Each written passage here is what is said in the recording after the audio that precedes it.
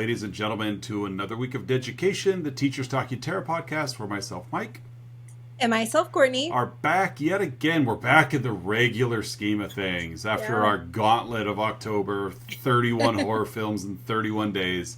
We're back to just one a week, which is fine. One that we're covering a week anyway. And this week we shuffled, and if you were with us at the end of last week, we landed on Underwater, the 2020 Kristen Stewart underwater monster movie thing. Starring Kristen Stewart and Vincent Castle and T.J. Miller and other people. John Gallagher Jr. It's really a small cast of this one. Yeah. And yeah, it's kind of a vanilla movie. Very. Yeah. Very. Not a lot to get excited about. I remember being intrigued by the trailer when it came out, being like, "Ooh, that might be fun." Like underwater monster movie. Like I'm on board with a giant monster. Like I'm cool with giant monster movies. They don't come out very often, and when they do, they're just fun because they don't feel like they should work. It's like it's a giant monster. Like, what are you gonna do? But they always seem to work out in the end because humans are the greatest thing ever, and we always seem to solve more problems than we start. Right? Exactly. So the plot of this starts out promising. Yeah. Really? Yeah. We're in the future, 2050. You know, a whopping 27 years away. And we are on a undersea drilling submarine drill thing. Yeah. Even in 2050, we are still going to the furthest depths of the planet to drill for oil. And we are now at the bottom of the Mariana Trench, the deepest known part of the ocean. Like, it is deep. It's like, I don't know, it's several miles deep. Like, it is deep. I read, because I was curious about Mariana Trench, if you were to take Mount Everest and remove it from the surface of the earth and flip it upside down and put it into this, it's like there's still like a mile of room between the bottom and the top of Mount Everest. So it's that deep. Big problems. Only microbio, like single cell organisms live down there because the water pressure is so hard, but not hard enough for this drilling facility. That's right. And so movie starts out with Kristen Stewart. You could tell they're acting because she's already the smartest person on the rig. Do you feel like every movie or like a lot of movies she's in, like she starts out opening talking over like whatever's filming? Yeah. Because I know she did that in Twilight, like, you know, and then she did it in this one too. It's like there's, you know, just visuals and then she's just like reading something. Do you think it's a testament to what the filmmakers perceive as the intelligence level of Kristen Stewart fans? I don't know. It reminds me of like Sean Kingston. Like all of his songs, he starts out like, "Hey yo, Sean Kingston," and it's like she just starts out. Hip hop artists have been doing that for a long time. I know, but growing up in the 90s, like if you ever forgot what year it was, just turn on a hip hop song because they're gonna be like, "Yeah, 1994. It's June 13th at 2:45." You know, it's like they were very specific. And I miss those days where you could. It was like a town crier. Like hip hop artists were always announcing factual data, like 53% chance of showers. Maybe that's what we should start off. We should. And so she's doing something technical because whatever, and she gets a sense that something's off, and the drilling facility seems to be struck by an earthquake. And so she is fleeing the earthquake, whatever. Basically, part of the rig is starting to break, and she's naturally fast enough that she can outrun danger. And she and Noah escape harm's way. They survive. A couple of colleagues don't. They were like, Yeah. I don't know, 30 feet behind him, and it was a matter of, if we wait to save them, we're all going to die. So she makes the guilty decision to shut them off, and then really is completely unaffected by it the entire rest of the movie. Yeah. Like, we watch her make a decision to have 2 people killed because it's either 2 or all of us, and really no moral repercussions. Like, she never wore that guilt. No, like they're dead, like they're the past now. Like, until I was going through my plot notes here, I had forgotten about that until I'm like, wait a minute.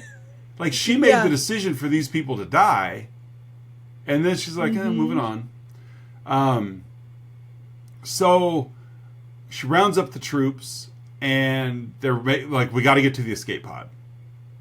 We got to get to the escape pod. Because we've been struck by an earthquake underwater. They get to the escape pods, and they're all deployed. Except, well, everybody's gone, and they're all deployed, except for the captain, Captain Lucian, who's stuck behind because that's what captains do. Not out there leading. And, and then they join up, and they reach a control base and find more people. We did get a fairly claustrophobic part of this movie. Did that really get to you? Mm-hmm. This movie, I will say, like we talked pre-show, like, but I can't swim. Okay, good to know. And so, so it did. Like, I've said before, like, being caught in something scares me. So does drowning and, like, being underwater. Like, I still have to plug my nose at 27 years old. So it would be like your worst nightmare to have to quickly, like, if you get stuck underneath a pool ladder. Oh no, I don't even go under. Right, like if you were trying to skip behind a pool ladder, you're just dead. Yeah, because you're gonna get stuck and drown. I'm done. Like, I would have been like, you know what, you guys go ahead. I'm just gonna stay here and die. Right, you're pretty fragile. Like, I took you to be a little more of a warrior than that, but no. You stickly get you between a rock and a hard place, and then pour some water in your face, and you're down. I'm gone. You're gone. I like instant panic if someone is which is always good to calm down. Is to panic and hyperventilate. It's good to know. All right, so I will stay away from you with a super soaker. They meet more people. They have an idea because there's more, like, it's almost like this underwater city. Yeah. And so one of them, I don't even care what their names are. One of them, maybe the captain, was like, we've got these pressurized suits that we can walk underwater in. Mm-hmm. And it's only a mile to, like, the other part of the whatever. Yeah. Only a mile. And I'm sure the ocean floor, when you're that far down, I'm sure it's perfectly flat. Yeah, it's fine. No treacherous domains at all. So they do that. They all hop in their suits, and they start walking. One guy's helmet implodes, and, like, we see his face explode. And something else that scares me about that is, so my mom and dad went scuba diving one time, and my dad ran out of oxygen. Oh, shouldn't have been down that long. And so I don't know if he ran out or there was something faulty with this thing. So that just no. My wife and I went scuba diving once. I take that back. I went scuba diving once. My wife also is not a big fan of claustrophobic areas, and she got real panicky. Ended up, like, popped a blood vessel in her eye on her honeymoon. Oh, didn't even make it far underwater. Meanwhile, I'm like 41 feet down. You're like, bye. Oh my god, it was. You just left her behind. No, I left her above. It was pretty incredible. We were out on a boat. I mean, she wasn't up there by herself.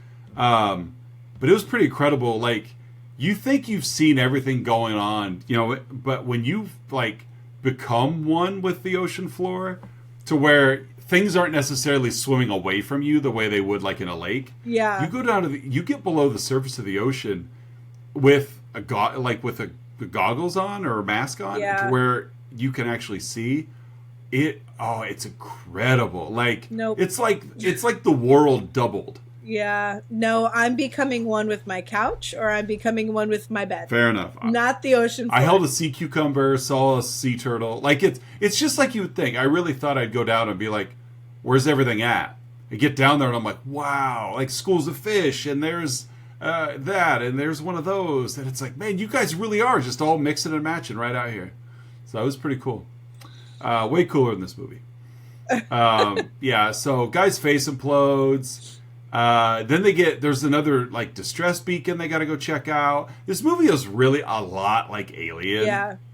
A lot like Alien. It's almost like the director and screenwriters were like, hey, you know that movie Alien? Yeah. It's really good. Yeah. What if we did that, but at the bottom of the ocean? The total opposite part of the world. Yeah. But literally we'll do the exact same thing. Let's take a lead who really nobody really knows that well, and we'll put her in like bikini underwear and shave her head. Let's make sure she's well buzz cut. She's surrounded by guys. Let's make sure that's the case. Maybe another girl, like they had an Alien, right? Yeah. And then they'll leave the ship and explore like they did in Alien, and something will happen to a person's face, like they did in Alien. Yeah. Then they'll come across a distress beacon that they have to respond to, just like they did in Alien. And it's like, writing the script was probably pretty easy. It probably was. They do come across like a body, like they get to the escape pod, and like the body, like they find it, but there's like a creature, like attached to this person, just like an alien. And it attacks them. And they kill the creature and bring it into the lab, just like an alien, and examine the creature and realize that it's completely unknown to them. Just like an alien. So, they all then leave, walk across the floor, over to the Kepler, this other ship. No, the ship blew up. The Kepler is what they came from. It explodes. Yeah. One guy's hit. He gets saved. It's boring to even talk about this movie. They do get through. They get into the other ship. Really, the whole point. Let's go to the other ship. There might be escape pods over there. Yeah. So they do. Another guy gets dragged and killed. I don't know. Like, this movie was just boring.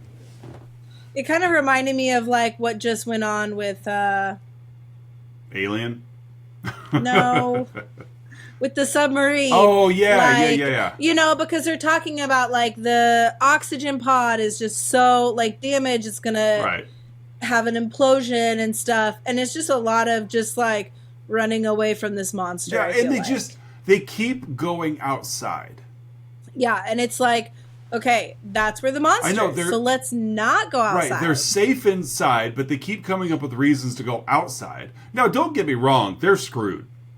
They're literally at the deepest part of the ocean with no way to get out. They're totally screwed. People just get hurt and people get injured and people die. We end up with Nora, who is Kristen Stewart. She's basically alone. Yeah. They get people on. They all kind of get back. They get on an escape pod. Well, long story short, let's just get to the point. There's a big monster. Yeah. That big monster. That's underwater. We don't know where it came from. The Japanese would call this a kaiju, giant monster. That's what Godzilla was. Godzilla was a kaiju, just a gigantic creature. Yeah. Right. Like there's just a lot of bickering going on, like not fighting, but just just going back and forth. Yeah, go get the escape pod. No, you go get it. And it's like somebody just make a decision. Like we talked pre-show. Like I don't care about any of these characters. Right. Not a single one of them I am remotely interested in surviving. I don't care. There's no character development at all. No. Anytime there's some sort of mechanical malfunction, Kristen Stewart's character is there with the solution 100% of the time. Like, every single time. But yeah, we do happen to get people into it like escape pods, and they shoot them towards the surface. And this is when a giant creature, that we mentioned, comes out. And he sends, this giant creature unleashes smaller creatures to chase the escape pod. Yep. Because reasons. Nora accepts the fact that I am clearly the only hero on this ship. And the best way I can do this is I need to overload the nuclear core of our ship, of our underwater whatever, the Roebuck. I need to overload the nuclear core so that it explodes. But first, I'm going to calculate how far the escape pods have to be out of reach so that I can time the nuclear overload to where the escape pods are outside of the radius, but the creatures are still inside the radius. Yeah. And it works because science. Yep. And the two survivors make it to the surface, and then we just see a bunch of news headlines that they were the only two survivors, and they were like kept quiet from the government on what really happened. And the company that that was doing the drilling, they were preparing to go down and do some more. Yeah, they're like, screw these people. Like, they're just a drop in our bucket. Like, honestly, we gotta do more. Right, just like that company in Alien. Yeah. Yeah, exactly. Wayland Yutani is the name of the company in Alien, and Tyon is the name of the company here. Huh. And so, I don't blame them, though. I know it seems kind of like, wow, you guys are so cold-hearted. But let's not kid ourselves. Kristen Stewart just blew up the monster. Yeah. And in that nuclear explosion, probably increased the depth of the Mariana Trench. Yeah. So it's like, you got to go down there. Oil. Yeah, you got to go down there and get it. Yeah. Because if it makes its way to the surface, ducks are going to get sick. Uh-huh. And we can't have that. No, there's no commercials with like oil-clad microorganisms in the ocean depth. No, but there are commercials with oily ducks. Yeah. We don't want to see that. This is probably our quickest movie review ever. Yeah. Because we really did cover it. There's a lot of nothing. A lot of nothing in this movie.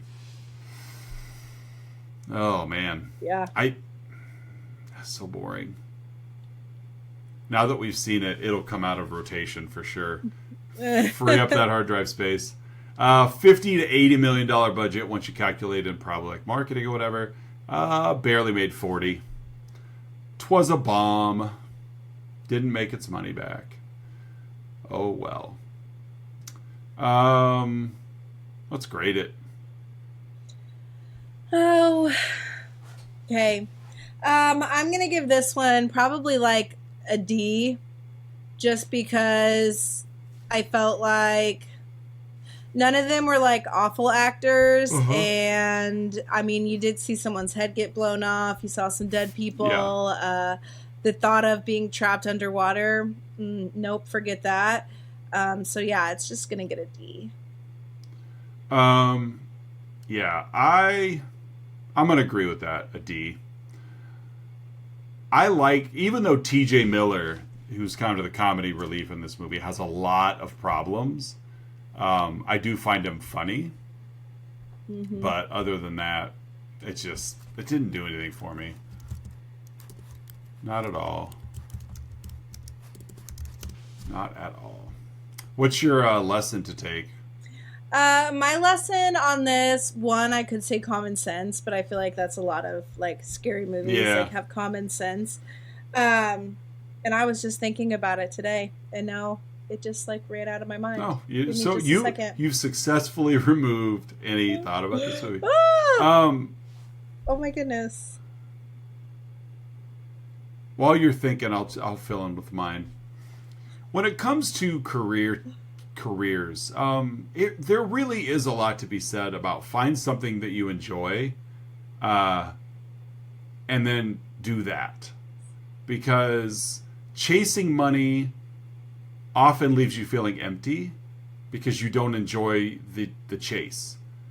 So with that being said, I have a hard time believing that engineers and biologists, like, their dream job is to go to the deepest part of the ocean. Yeah. And like, it's almost worse. Well, it's basically like space, almost worse than space. You can't see any. At least in space, you can see something. Mm-hmm. Down here, it's like you can't see anything. So I don't know how these people got suckered into it, but whatever. Yeah, I agree. Yeah, don't. But I'm very upset because now I cannot think of what I was going to say. Oh, it's okay. And that really bothers me. It probably was more interesting because than it's the movie like we just watched. it's here, but it's not here. Right. I get it. Yeah, I can't say I was even glad we watched it. Yeah, it was just kind of Yeah. And like, that's just it. It wasn't even like so bad it's entertaining. Yeah. Yeah, like Street Trash was so bad it's entertaining. Right. Yes. That it's like, oh, look at these guys trying so hard. This was like, no, you guys had real money and you tried to make a real movie, and it's just a real dud. Yeah. And I feel bad. No, I don't feel bad saying that, but there's people out there that are like, that is my favorite movie. Yeah. It's my favorite movie. And I feel bad for those people. Yeah. Oh my God, did you see that Kristen Stewart movie? It's the greatest. Yeah. It's the greatest. I'm going to read a couple 5-star reviews just to see what they look like. Letterboxd gives it a 2. Like, the fans have voted 2.8 out of 10. So only 70 people have rated it, though. That shows how unseen it is. Only 70 people have rated it. So let me sort here. I'm going to sort by highest rating. So here we go. I'm aware it's ridiculous I rated this. Even the top one says, I'm aware it's ridiculous I rated this so high. But listen, underwater cosmic horror is my favoritist subgenre in the whole wide world. So I basically blacked out for an hour and a half. And by the end, my only thought was, movie good. So even this person, they just left this literally yesterday. Yeah, this person is like, I know I shouldn't have said movie this. Good. Movie good. Movie good. Yep. Okay, movie bad. This one says, this is one of my favorite movies of all time. Sci-fi movies have always had a grip on me, and this movie is no different. First of all, the costume designs, acting, and effects were phenomenal. Kristen Stewart's acting was so good, they could not have chosen a better actor for this film. Her shaved, bleached hair was so freaking cool and fit the vibe of the movie so well. It takes place underwater in a futuristic drilling mine, which is such a cool setting to have a movie take place in. And the plot, along with the script, tied this movie together, creating this masterpiece, in my opinion. However, I'm upset at the people in charge of marketing this movie because they did such a horrible job of advertising it to the public. The amount of people who knew about this movie when it came out was ridiculously small, and I did not do it justice.